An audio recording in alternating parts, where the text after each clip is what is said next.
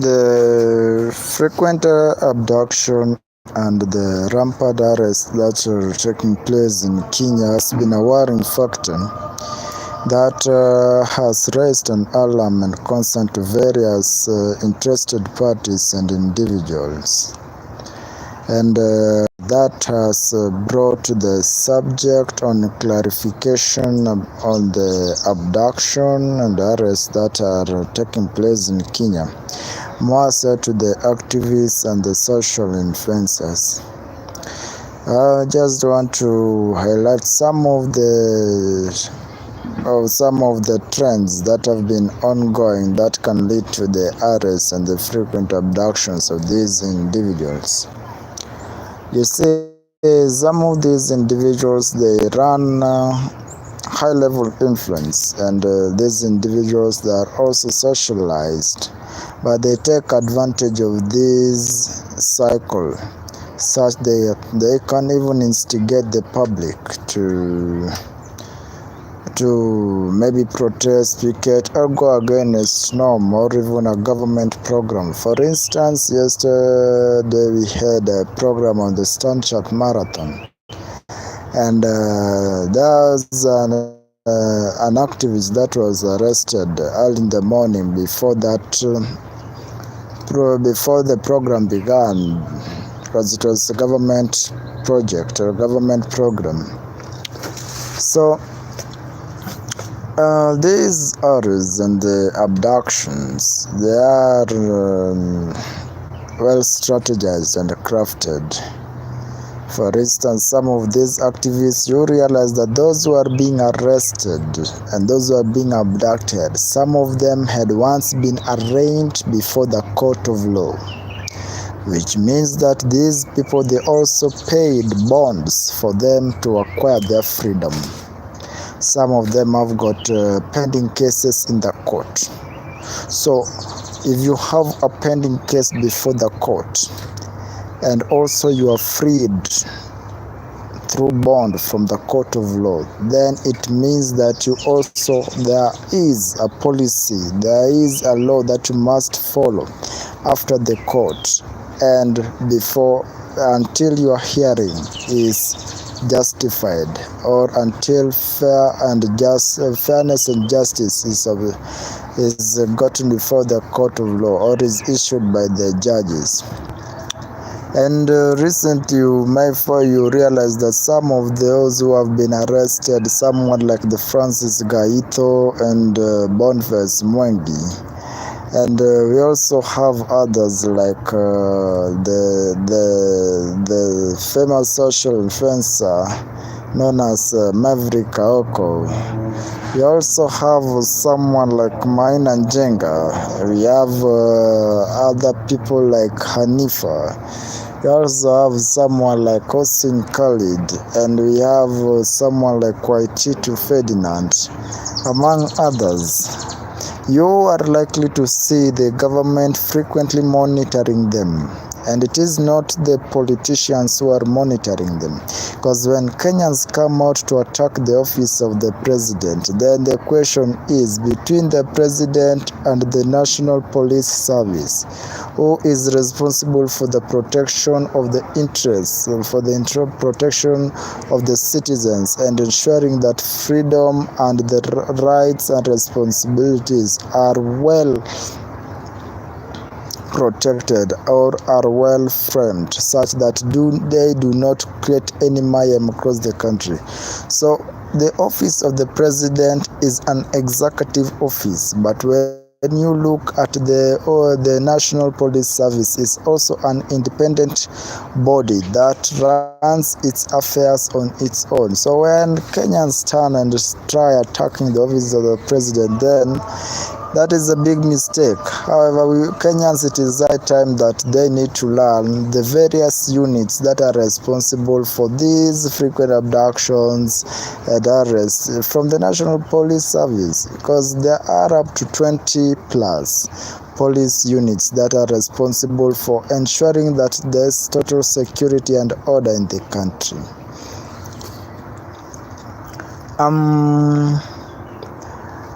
From the information or from the findings is that these individuals who are claiming to be harassed, or these individuals that the public are noticing that they are abducted or arrested, some of these individuals, they are individuals that are becoming gruesome, because how then can you run an office and have an influence, then you misuse it and you do not want order to be reinstated in the country?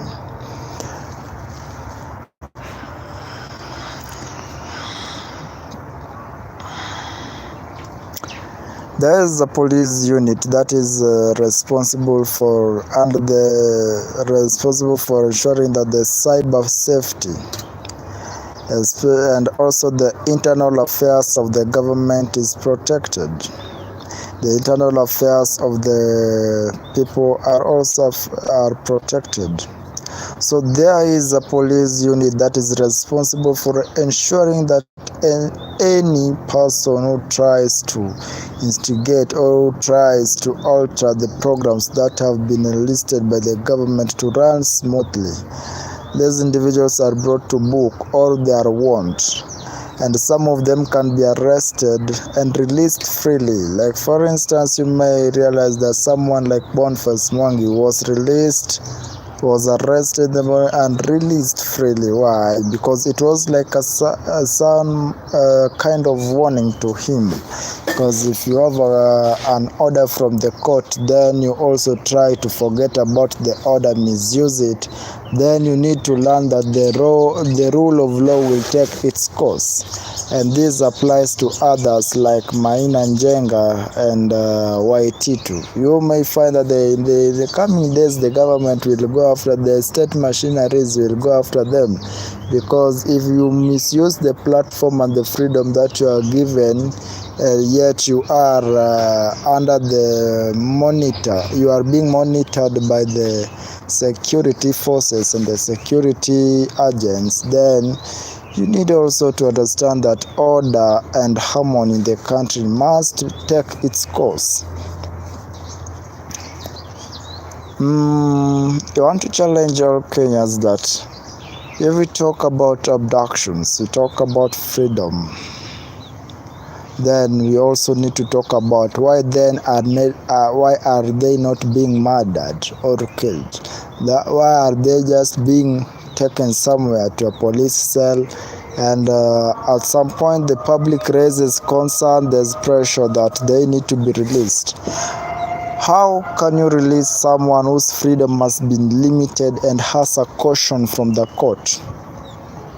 It is that caution that comes from the court that gives the police service the authority to ensure that the individuals who have been served with the caution letters are well monitored and are supervised to ensure that there is total order in the country.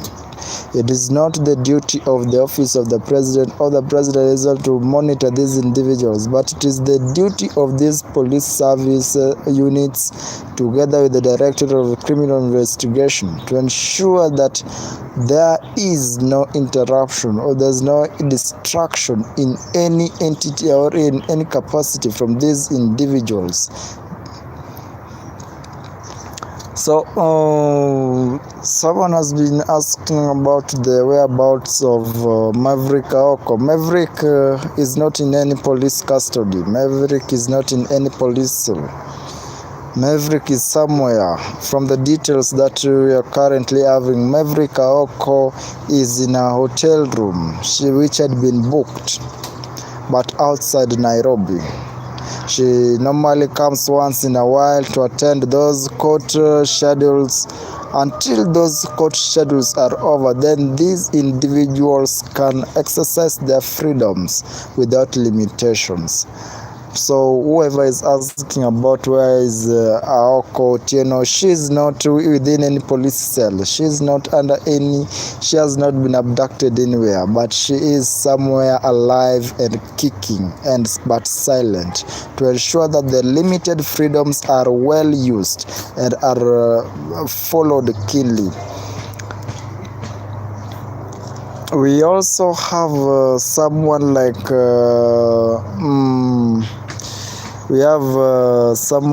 Boniface Mwangi. You see, these individuals, the only problem with the gentlemen is that you take advantage of the orders from the court, then you forget that even if you have the public influence, but the rule of law must take its course. So it is until the court caution is removed, it is until all the court hearings are over, then you can exercise your freedom freely after knowing the limitations, after knowing the conclusion, or after knowing the feedback from the courts. In other words, clearing your name from the court requires patience. We are informed that there are individuals that are supposed to also be brought to book. We have someone like the group of Hanifa, I believe she is an activist.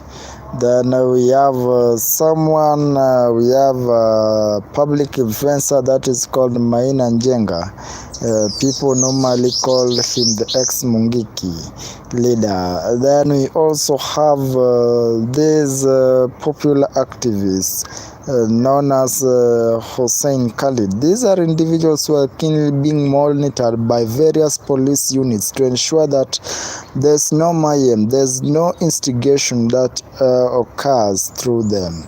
So, in as much as the public is complaining that the president is responsible for the arrests and the abductions of these individuals, the fact is that the office of the president is an executive organ, while the police service is also an independent piece of state machinery that is composed of various special units that monitors cyber security, that monitors the internal affairs of the government, that monitors the public well-being, that monitors association, that monitors societies, that monitors infrastructures of the government.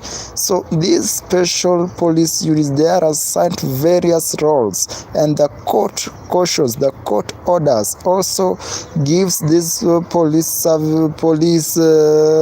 police units more power, more authority to ensure that the rule of law is in course, not ignored by any individual who has been served with a letter from the courts. Cases that can lead to these frequent abductions and arrests. One of the cases is that we have defamation. You see, defamation is one of the furious things that people take seriously, both in public and in private, especially when you try to defame someone through their efforts, their work, but you cannot prove. This is where most of the people are making mistakes, because it is a way of breaking the cyber rules. If you break the cyber security rules, do you expect that a police unit that has been assigned to oversee, or a DCI unit that has been assigned to oversee cyber security, to just keep quiet in the name of exercising human rights, freedom, and responsibilities? No. These individuals, these police organs, these police units, they also have got mandates, they have responsibilities as to why that leads to their payments, because it is the taxpayers' money that are paying them. Then it means that both sides, both those who are being arrested or abducted or whatever, together even with the police, we all have roles to play. It's all about balancing and sharing responsibilities equally. There are certain individuals who have been instigating the government. There are certain individuals who have been who have been contradicting some of the decisions that are being made by the government, who have been strongly opposing and condemning certain decisions that are being made by the government. The question is, when you look at individuals like Martha Karua, when you look at individuals like Gideon Moi, when you look at individuals like Jeremiah Kioni, when you look at individuals like Nuru Okanga, why then is the government or these pieces of machinery not going after them?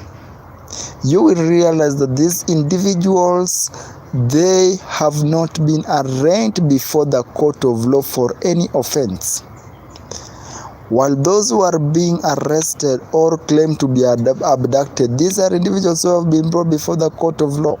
So by the time the government maybe raises a complaint about a certain individual, that is when they get into the book, they get into the monitor book. They are being monitored daily until their court hearing is over. That is when their freedom is adjusted.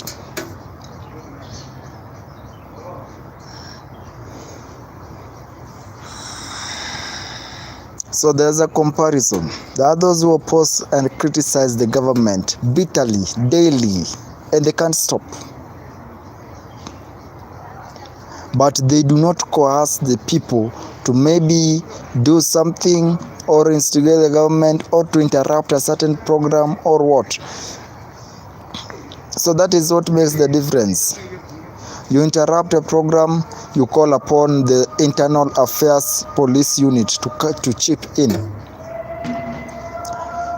You defame someone online or you break the cyber security law, you are calling upon the DCI cyber unit to come for you. When you forget about the petition that you forget about the caution letter that you came with from the court of law, then you are trying to tell the justice system that you need to send the police to come for me. So every system has got its order that it should follow. The government cannot abduct and kill, but the government can take away according to the limited freedom that has been issued by the court of law in Kenya. People criticize the government, people criticize the police, people criticize various departments, but why must they criticize directly to the president? In as much as he holds the sword as the head of state, but he once said that the police service will come to remain an independent body, which means that even the abductions, even those who are arraigned before arraigned by the police or who are in the cells, it is the responsibility of the police. It is not the responsibility of any politician or any stakeholder. So as time goes, you realize that these abductions and arrests might increase depending on how everyone is arraigned before the court of law. The president has never arrested anyone. No politician has said that this person should be arrested. It is the police against those who are being abducted. It is the police against the arrestees. It is the police against those who are being accused, because it is an independent body composed of various special units that are being paid by the taxpayers' money, and any kind of mistake or any kind of crime, it is the police, the DCI units, the security departments. So that is what makes the difference. Just like I've mentioned, the individuals that are keenly being monitored are these social influencers, activists, and those who take advantage of the court order. If you have the court order, protect it. If you are a social influencer, use your social platform wisely. Do not use your social platform to instigate people. Do not use your social platform to spread propaganda. Do not use your social platform for defamation. Everyone serves a right. If you start defaming a certain individual and you cannot prove, you only want public recognition and you want to earn a living from it, then you must also be sure of there are consequences in every decision that you make. The government has never abducted and killed. Let's agree on that. The government has never arrested and killed. Unless we were in a dictatorial form of government, then it will just be arrest and kill. But here you realize there are arrests that are taking place. Then these individuals, they can't take long in the cell as the police are still following up what is going, the cases that can be justified before the court of law concerning them. So unless there's someone who can prove that the government has arrested so and so and killed that person, but if there is none, then why must we point out? Why must we criticize? Why must we just do what is called finger pointing to the office of the president? Why must we just finger pointing to a certain politician? No, that is very wrong. Let's understand. Police units, there are various police units, the internal affairs units, there are units in charge of protecting the infrastructure, there are the rapid deployment units, we have the REC squads, we have the SWAT, we have various police units that are being paid just to ensure that even cyber security is ascertained. Even cyber security law is never broken and nobody is suffering mentally from defamation. So it is a tough job, but it requires a lot of sacrifices and it requires a lot of watch out. So if your name has been mentioned here, know that there is a purpose and ask yourself, how comes someone like Martha Karua can criticize the government daily? She has never been arraigned before the court of law and nobody's going after her. But if someone like Hanifa comes out to criticize the government, to oppose the government, she will be arrested. Why? If someone like Pauline Njoroge comes out, criticizes the government, she won't be arrested. But if someone like Boniface Mwangi, he comes out, sorry for that gender mirror. When Boniface Mwangi comes out, calls for occupied stand chart, he will be arrested. That makes the distinction. You can criticize the government fairly, depending on the decisions that it makes. But you can criticize the government to instigate the people to create certain chaos, mayhem. That is what brings in the independent police service units that serves in various capacities. That marks the differences. If Raila Odinga comes out and criticizes the government, he is called and brought to the table. You see, it is this, and this. If Kalonzo comes out and criticizes the government, nobody is even bothering about it.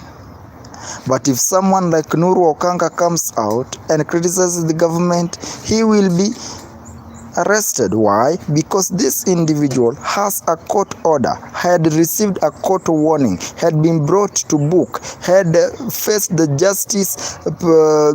justice process before the court of law. So it means that the court is above the police, and it is until the court stops the police not to go after certain individual, then this individual can exercise the freedom freely and can continuously criticize the government, correct the government day in, day out without any harassment or arrests.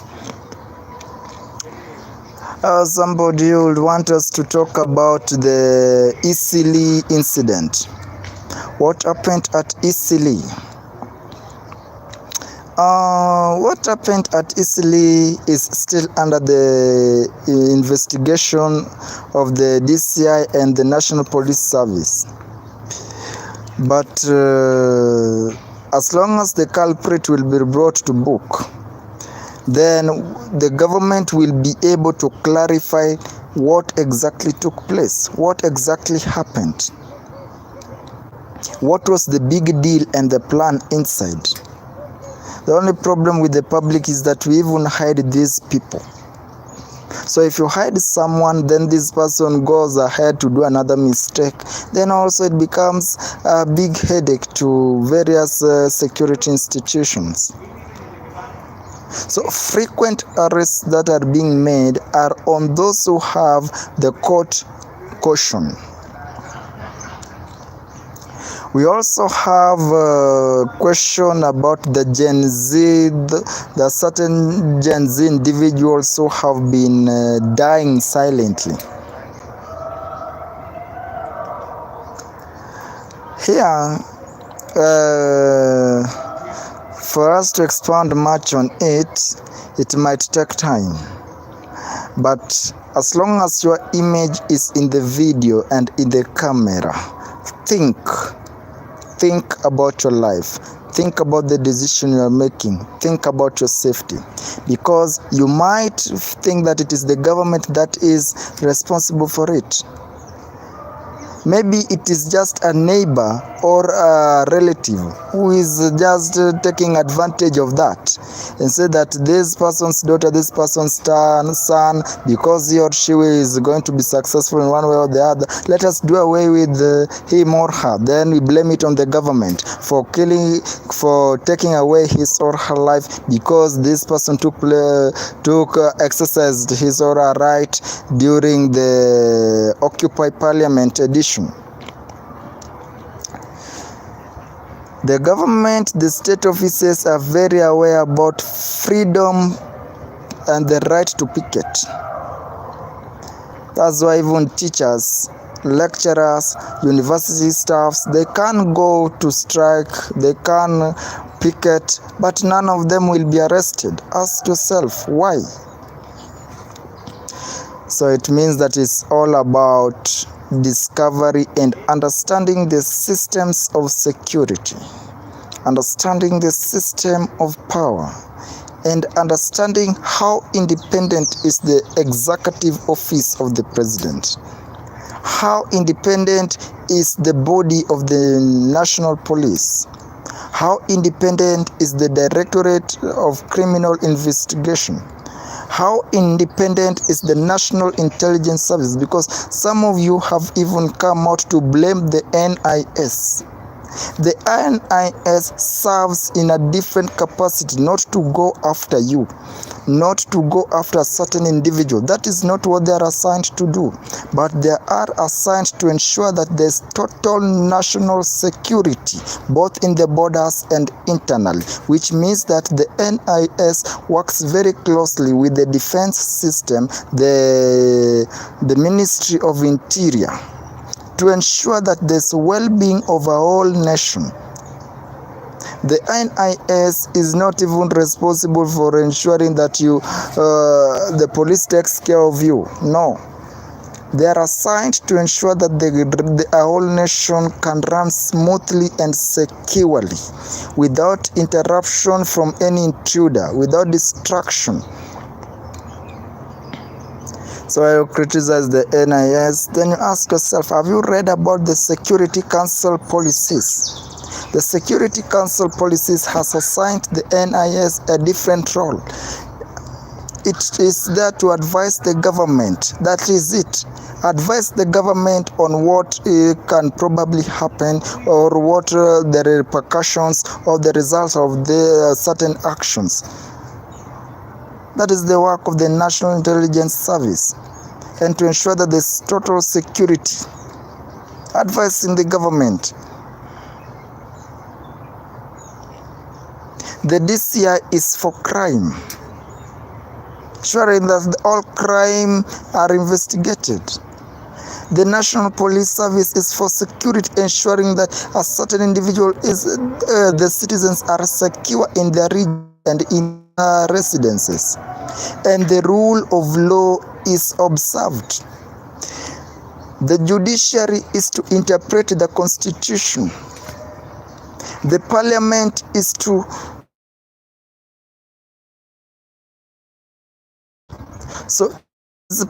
government bodies, they remain independent, just like you want to remain independent right inside your house. So let us not compromise these institutions. Before you blame the NIS, ask yourself, what is the role of the police? Before you blame the president, what is the role of the Inspector General of Police? Because the blames that should be taken to the IG are now being taken to the office of the president. The attacks that should be placed on the National Police Service, someone comes out and blames the NIS. When a certain event happens before you are informed, someone will come out and blame the KNIF, because the responsibility that we are assigned is to ensure that the citizens are informed prior about a certain event, the studies that have been made. That is the role of the KNIF. You sit down, study, scrutinize, alarm the citizens, alarm various government parastatals, various government departments, and ensure that everyone is well prepared and informed, so that when an event happens, every organ is prepared. That alarming, that is what Americans do. Even USA applies that. They study. The FBI do that. They study and inform the various government stakeholders, various government parastatals, and various government organs, including the citizens. In case of an alarming terror attack, it is the responsibility of a certain organ to deliver that information prior before the event happens, so that enough preparation is made. When you now take your blame to the NIS before you blame the KNIF for failing to inform you earlier, then I think they were compromising the responsibilities in Kenya. So we are all assigned to be brother's keeper, but we are not assigned to be brother's killer or murderers. Those who take advantages of these situations and circumstances, they need to be investigated and brought to book. Otherwise, the rule of law is for everyone. The constitution is to be protected, and everyone deserves to enjoy their rights and responsibilities as a citizen of Kenya.